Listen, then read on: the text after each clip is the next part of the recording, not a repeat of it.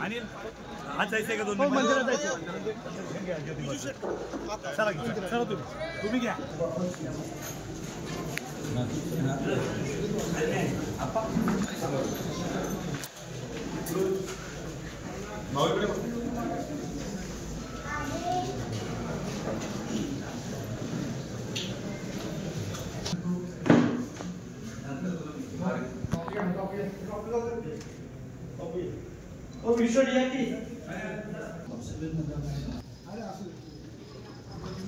महाराजांचं स्वागत करायचंय।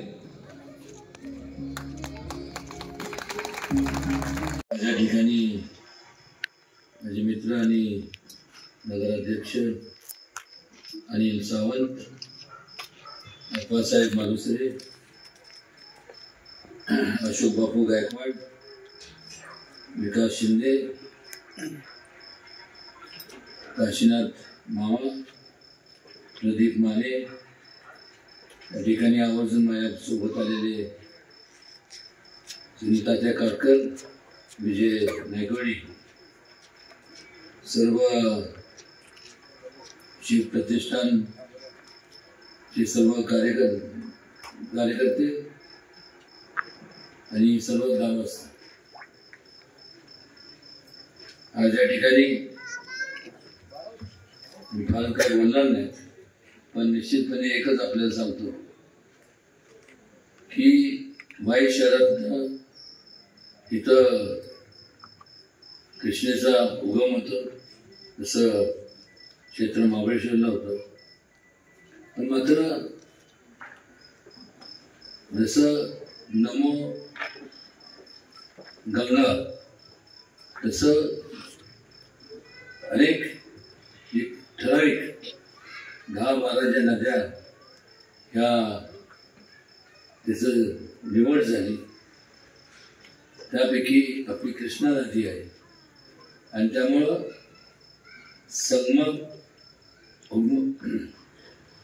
उगमापासून संगमापर्यंत जे स्वच्छता हवी आहे त्याला आता केंद्र शासनाच्या माध्यमातून मोठ्या प्रमाणावरती आता निधी आता आपण आणू शकतो आणि निश्चितपणे हा जो वाई शहरातला जो संपूर्ण घाट आहे तो आपल्याला स्वच्छ झालेला पाहायला मिळेल। कारण त्या ठिकाणी आपण बघितलं तर कारण नसताना जेवढी घाणेरी त्या बोललेली आहे आणि त्याच्यामुळं रोगराई पसरण्याची म्हणजे पसरते, प्रत्येक ह्या संपूर्ण शहरातल्या लोकांच्या आरोग्याला मोठ्या प्रमाणात धोका निर्माण होतो। असे अनेक संपूर्ण या शहराकरता, वाई शहराकरता आणि परिसराकरता जे म्हणून आपल्या मनातल्या ज्या काय विकासाच्या कल्पना असतील ते निश्चितपणे आपण सर्व ते मला माझ्याकडे घेऊन या। कारण आपण ज्या परिसरात राहतो त्या परिसरात काय अडीअडचणी आहेत किंवा नेमकं काय केलं पाहिजे हे माझ्यापेक्षा जास्त तुम्हाला त्याची माहिती आहे, कारण तुम्ही तुमचं वास्तव त्या ठिकाणी असतं आणि असं जर आपण केलं आणि वरच्यावर आपण संपूर्ण म्हणजे गाठी भेटी विचार म्हणण्यापेक्षा असं चर्चा करून जर सोडवणूक केली तर संपूर्ण वाई शहरचा आपण चेहरा मोहरा नक्कीच बदलू शकतो आणि निश्चितपणे मी ते करणार हे या ठिकाणी आवडपणे आज जर आपण पाहिलं तर महायुतीच्या माध्यमातून भारतीय जनता पक्ष आणि सर्व जे मित्र पक्ष आहेत, शिवसेना, राष्ट्रवादी, त्याचबरोबर RPI आठवले गट, शेतकरी संघटना,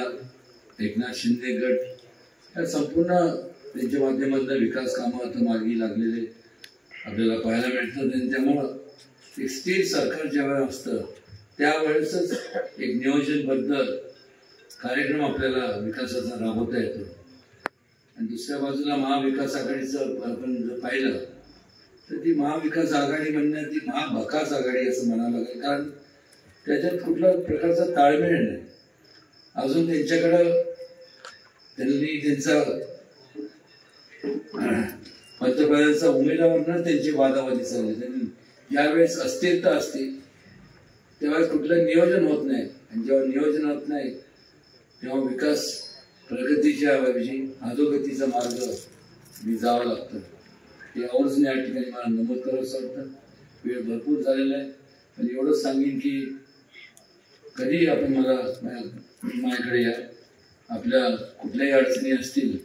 सार्वजनिक किंवा वैयक्तिक जरी असल्या त्यात कुठेही ते सोडण्यात कुठेही मी कमी पडणार नाही एवढी ग्वाही या ठिकाणी देतो. आणि आपल्या सर्वांना शुभेच्छा देतो आणि थांबतो. जय हिंद, जय महाराष्ट्र.